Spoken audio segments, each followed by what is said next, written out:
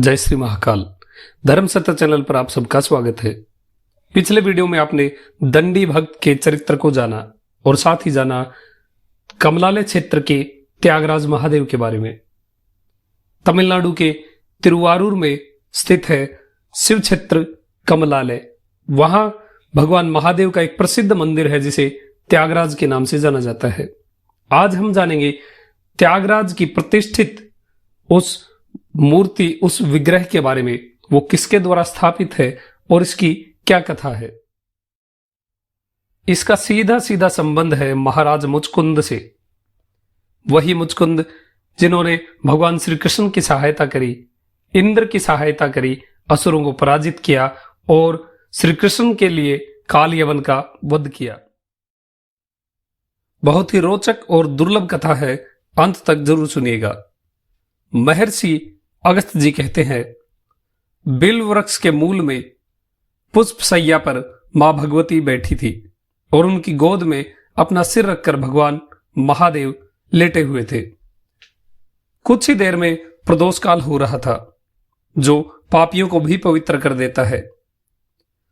उस काल में यानी प्रदोष काल में बिल्व पत्रों से भगवान शिव की पूजा अर्चना करने से मनुष्य मोक्ष को प्राप्त कर लेता है। उसी समय एक काले मुंह का बंदर बिल्व वृक्ष पर कूद फांद करने लगा और कोमल और बिना कटे बिल्व पत्र उमा सहित यानी मां भगवती सहित भगवान शिव के चरणों में आकर गिरने लगे। भगवान तब तक गिनते रहे जब तक 108 पत्ते गिरे। फिर उन्होंने मां भगवती को भी वो लंगूर दिखाया। उन्होंने भी उस पर दृष्टि डाली। भगवान उठकर बैठ गए और उन्होंने उस लंगूर को अपने पास बुलाया। वो भी तत्काल समझ गया और पेड़ से उतरकर उसने भगवान की परिक्रमा करी और उनके चरणों में गिर पड़ा। बिल्वपत्र अर्पण करने से प्रसन्न हुए भगवान शिव ने उससे कहा, तू दीर्घ काल तक छत्रपति राजा बनकर फिर से मेरे पद को प्राप्त होगा। तू पृथ्वी पर जा, तेरा मनुवंश में जन्म होगा। भगवान की बात सुनकर वो बंदर रोने लगा और रोते हुए कहने लगा कि जो भोग लिप्सु हो, अर्थात जिन्हें भोग पसंद हो, उन्हें राज्य दीजिए। मैं भोग नहीं चाहता।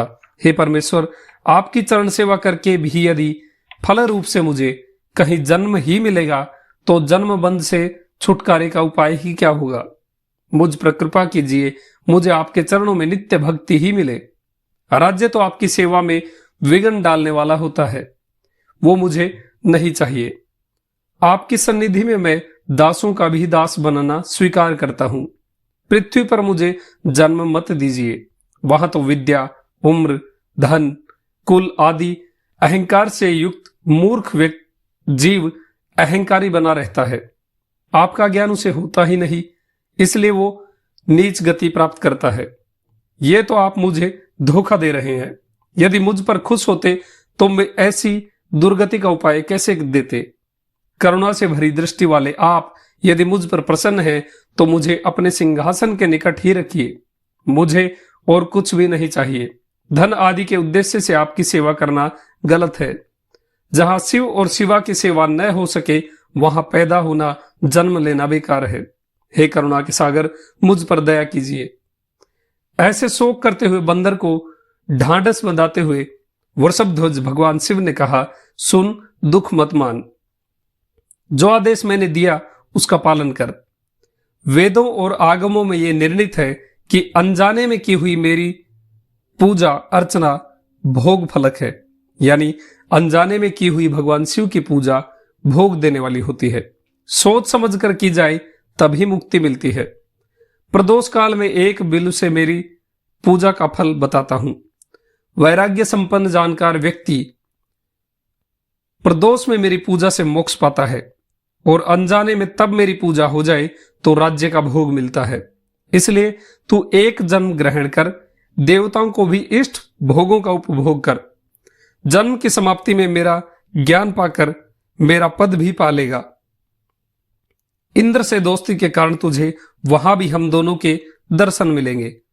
तू मेरा भक्त है, संताप करना तेरे लायक नहीं है। अब पृथ्वी पर जा। बंदर ने प्रार्थना करी कि मुझे वास्तविकता की याद बनी रहे, इसके लिए पृथ्वी पर भी मेरा मुंह ये बंदर का ही रहे। भगवान ने स्वीकार कर लिया, ऐसा ही होगा। फिर भगवान अंतर्ध्यान हो गए। वही वानर मनुकुल में मुचकुंद हुआ। इंद्र की तरह संपन्नता पूर्वक धार्मिक शासन उसका रहा। वो हमेशा यज्ञ परायण रहता था। इंद्र भी उसका दोस्त हो गया था। एक बार इंद्र ने दैत्यों पर विजय पाने के लिए मुचकुंद को सहायता के लिए बुलाया। युद्ध में सभी दानवों को हराकर देवराज समेत वो स्वर्ग पहुंचा। देवताओं और गुरु बृहस्पति ने उसे प्रभुत आशीर्वाद प्रदान किए। इंद्र और मुचकुंद ने मंदाकिनी में स्नान करके भगवान शिव के मंदिर में प्रवेश किया। उमा स्कंद सहित शिव के उस अलौकिक श्री विग्रह का दर्शन करके विष्णु की तरह मुचकुंद भी रोमांचित हो उठा। इंद्र ने भस्म रुद्राक्ष धारण करके त्रिपुरारी भगवान शिव की पूजा करी। मुचकुंद को उस समय महेश्वर के वचन याद आए कि इंद्र से दोस्ती के कारण तुझे वहां भी हम दोनों के दर्शन मिलेंगे। मन ही मन उसने शिव की स्तुति करी। भगवान ने कृपा करके उसके कान में कहा कि पृथ्वी पर मेरी पूजा कर। इंद्र पूजा में व्यस्त था, इसलिए उन्होंने ये बात नहीं सुनी।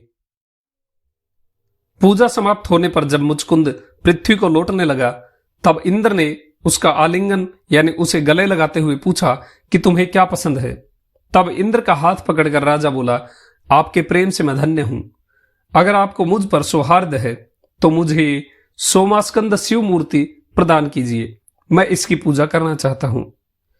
इंद्र ने मुस्कुराते हुए कहा कि मित्र, तुमसे क्या छिपाना, ये मूर्ति भगवान विष्णु ने मेरे पास धरोहर रूप में छोड़ी है और उनके कथन के अनुसार मैं सिर्फ इसकी पूजा कर सकता हूं, आगे किसी और को नहीं दे सकता। तुम यदि इसे पूजना चाहते हो तो श्रीपति श्री हरि से निवेदन करो, उनकी अनुमति मिलने पर ही मैं तुम्हें दे सकता हूं। इंद्र की बात सुनकर राजा ने मन में महादेव का ध्यान किया और उनकी आज्ञा पाकर तुरंत बैकुंठ जा पहुंचा। उसने वहां भगवान विष्णु को प्रणाम किया, कई तरह की स्तुति करी और तब सोमास्कंद मूर्ति मांगी। भगवान केशव ने भी शिव ध्यान करके उनसे आज्ञा ली और मुचकुंद को इंद्रालय से भूतल पर यानी पृथ्वी पर मूर्ति ले जाने की अनुमति दे दी। राजा ने जाकर इंद्र से कहा कि भगवान विष्णु से मैंने अनुमति ले ली है, मुझे शिव का विग्रह दे दो।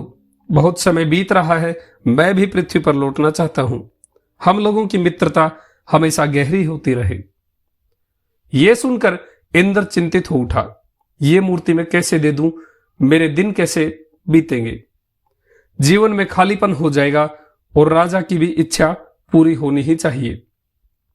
ऐसा सोचकर उसने भगवान विश्वकर्मा को पास बुलाकर समझाया कि इसकी ऐसी प्रतिमूर्ति बनाओ, यानी इस मूर्ति की कॉपी बनाओ कि राजा को असली नकली का फर्क मालूम ना पड़े।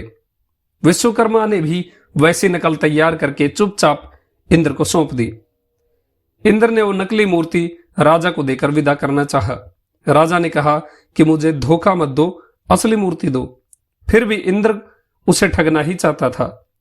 अतः विश्वकर्मा ने 6 मूर्तियां बनाकर राजा को दे दी।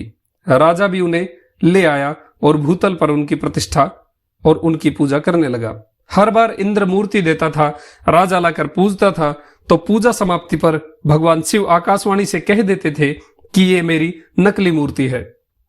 राजा फिर इंद्र के पास जाता और वो फिर एक नकल पकड़ा देता था। इस प्रकार 6 मूर्तियां राजा को मिली। जब 7वीं बार भी इंद्र नकली मूर्ति बनवाने को तैयार हो रहा था, तब मुचकुंद ने कहा कि इंद्र, ठगी मत करो, मुझे साक्षात भगवान शिव प्रेरणा दे रहे हैं, वो मुझे बता रहे हैं ये असली है या नकली। सच्ची मूर्ति मुझे दो, नहीं तो झगड़ा हो जाएगा। तब इंद्र ने उसे शांत किया और रतन सिंहासन के सहित सोमास्कंद उसे दे दिए। उसे यह भी समझाया कि नियम पूर्वक कुश का छाता समर्पित करना, शंख, जवंती के पुष्प, कलहार की माला और कर्पूर का लेप भी अर्पित करना। मुचकुंद ने सोमास्कंद की प्रदक्षिणा करी और उन्हें भूतल पर यानी पृथ्वी पर ले आया। आकाशवाणी की आज्ञा से उसने वो मूर्ति कमलालय क्षेत्र में स्थापित करी ताकि उसके दर्शन आदि से सारे भूलोकवासी कल्याण के भाजन बन सके। बाकी 6 प्रतिकृतियां यानी कॉपी मूर्तियां भी अन्य अन्य स्थानों पर स्थापित करा दी गई। शिव की नित्य पूजा करते हुए मुचकुंद ने शाश्वत कीर्ति पाई। जिन भगवान शिव ने पहले ब्रह्मा और विष्णु, फिर इंद्र आदि देवताओं और फिर मुचकुंद पर कृपा करी और तब से अब तक न जाने कितनों पर कृपा करी है, वे मुझ पर प्रसन्न हो। कथा अच्छी लगी हो तो वीडियो को लाइक करें, शेयर करें। आपका दिन शुभ हो। जय श्री महाकाल।